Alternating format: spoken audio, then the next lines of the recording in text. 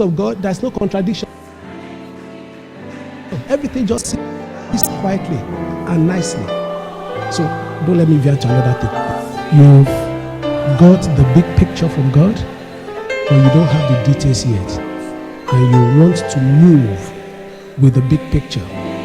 Is that a risk? Is that there's nothing wrong in taking risks to start with. Remember, we said tough calls are risk anyway. So don't let's even predicate it on whether it's a risk or not. Risks are good. Your whole Christian life is a risk to an extent. So I don't have problem with risk. We have to. Don't go away from here with that impression that we have to.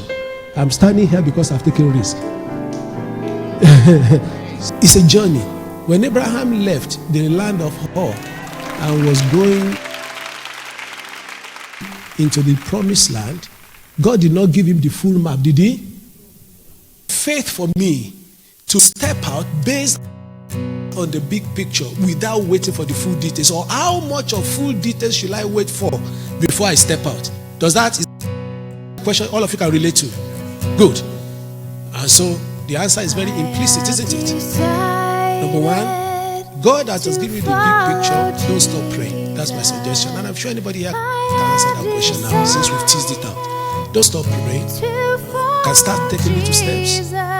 Remember your lines again. Be ready to be maneuverable. If God says, listen, it's a journey. When Abraham left the land of Hor and was going into the promised land, God did not give him the full map, did he? No, he did not. Even GPS don't give you full map. Well, you can read it if you want to, but if you really want to follow instruction of the GPS, it will first tell you, take the second exit. Good ones will say, after the second exit, prepare to turn right. You agree with me? But can you imagine for a moment the GPS in your own car as you start off from your driveway from wherever you park, and it says, head to the main road, go 3 miles, turn right.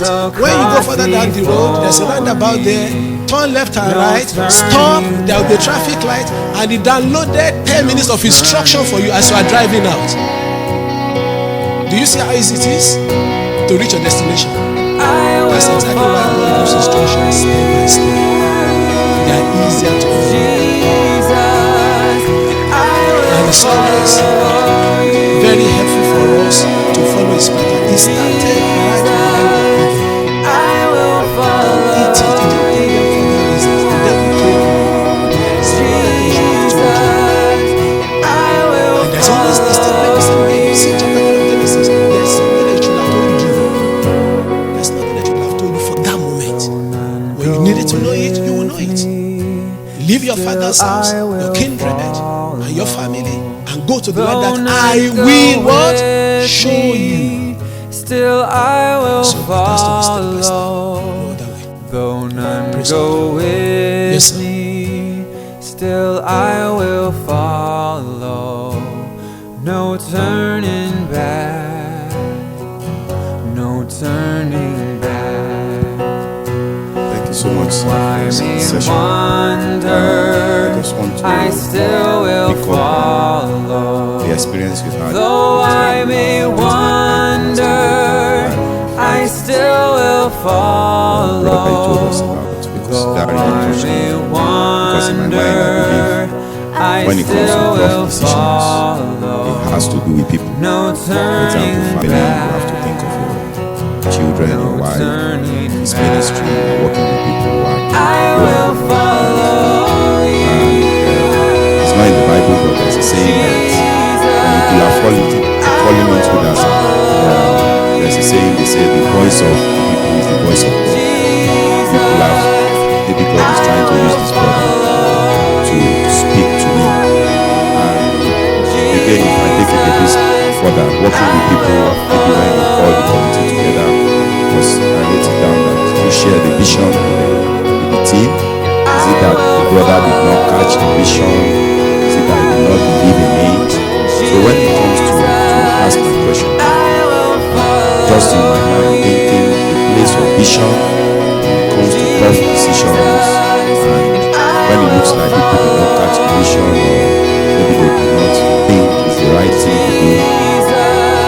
You mentioned in passing why. I was wondering how you can help us with this. It's something very important. Thank you very much. Let me give a start to that one. If you have comments or you want to help us further, please feel free to do so. Very profound question, very profound. And you're talking from the position of a leader, casting a vision and not the rest of that. All visions will be tested.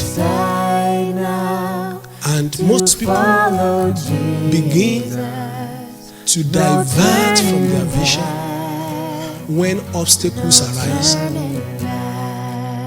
So you could have caught the vision, but I told you the money was not coming in. I told you it was looking bigger than you thought. And immediately, because of level of maturity, because maybe part of the providence of God so that I can tell this story, because he was not the primary visionary, it was very easy for him to be diverted from it. There are many people that started out in the Bible. They could not reach the land. Israel wanted to get to the promised land, but opposition and obstacles of life changed their vision. So, many a times you cast vision, even as leaders, and you are very right. If God had not been gracious unto one, I could have used that sound principle. You don't even need to use the secular saying or the voice of people. I could have used Proverbs 11:14. In the multitude of counsel, that's the multitude of counsel. Those are my counselors. So the devil could have used that as a basis for us to move away from that. So the question really that you have asked is, how vulnerable are visions on the journey? GPS. You start counting down. You are now 5 miles away from there. And you've been turning this, you've been turning that. And suddenly you recalculate. You are now suddenly 7 miles. You're still going on. If it's one of the older ones, I didn't tell you because traffic condition has made him to recalculate and change. He changes again. After a while, you start losing confidence in that GPS. An opposition of life is the greatest hindrance to any vision. And so, that is one thing leaders and everybody must factor in. It does not always go as you think it will go. But that does not mean the end has changed. The journey may suddenly have been recalculated and made longer, but never forget you will still get there. That's one area where I suggest stubbornness a little bit. Let's see how this will end. And I always guide people. I say, you pursue this for so long, get to the point of total failure, and then you will never have regret. I mean, you know that's a closed chapter. Don't stop 2 miles from there. Don't stop. Just fail completely. Then you know that that's a fail. It might take a year of your life. It might take 2. But believe you me, 5 years down the line to pay for itself. So, though we say we are not risk takers, you are sensing some risk in that now. And whether you like it or not, it's a reality of life. So, sir, I think my understanding for that was not so much vision, and because I think we casted the vision. I thought they understood the vision. And because even the previous one, they would have rode on that. It's very easy now to say they just finished one. I mean, so and they were not there when I said, you guys did this one. You should have just said, okay, if you did this less than 2 years ago, this is doable now. But the devil is very cunning. He decided to bring another reason. The reason is that the one you did, instead of leveraging on that, you are doing this one because you are now big-headed.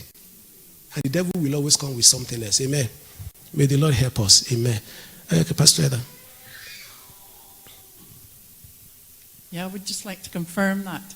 I was counseling a man, and 32 years, I think it was, he applied to go to Bible school and everything. He fasted, he prayed, he put a deadline on it. And you know, the answer was actually in the post. And because we have no post at the weekend, the answer didn't come till Monday. So he said, no, God doesn't want me to go. And he was never, ever content. He struggled through his work. You know, he was a born leader, but he just never filled the call because he's so set. The mindset said, no, it never comes, so God doesn't want me. I said, but it did come. The answer was in the mail. I says, you need that flexibility. Absolutely. For the answers. So we really do Amen. have to watch that bit. Okay, thank you. Very good, very good, very good. And that's the same issue of drawing the line. And it's usually, respectfully, hope I'm not being too hard. It's something I've been dealing with and I've dealt with. Hope God will help me finish dealing with it. It's the issue of pride. We want to save face. We all want to appear tough. Nobody wants to appear that, well, I've changed my direction. Feel free. The end will tell. Okay? All right. Okay, I think we make that the final. They've been telling me time up, but I'm ready to stay here. Yes, a sir. quick addition to this, and you picked on the last point. A leader that has a testimony to share, similar to what he's asking you to do in a new vision, it's a given. And there's a place of leadership and a place of sharing a vision. If your vision is being questioned at the last minute, not at the beginning where it's been ratified, I think there's a problem. So you assign responsibilities to people. Sometimes they might not be the right people, and that is a learning also for that leader. I've assigned it to this man has done well in a particular place. That's true. Then no, maybe he's not the right one, and I have misjudged that particular assignment to him. Okay. Because I know the history of the Palmerston, I know the history of this place. I know the history of Pastor Dako's church. So the three men involved cannot tell me now that they want to, when I have the testimonies and I've been part of it, and I ask them questions. So I think, I'll hate to know who this person is, but but when you have great men that have visions and they have testimonies to back it up, I think the man is shortchanging himself. Because I don't know how he'll look at you. I don't know if it's still in your church. It can be, it must be disheartening to see it happen where he has failed. So I think that is another learning. How do you bring that kind of person back into the fold? Thank you. Yeah.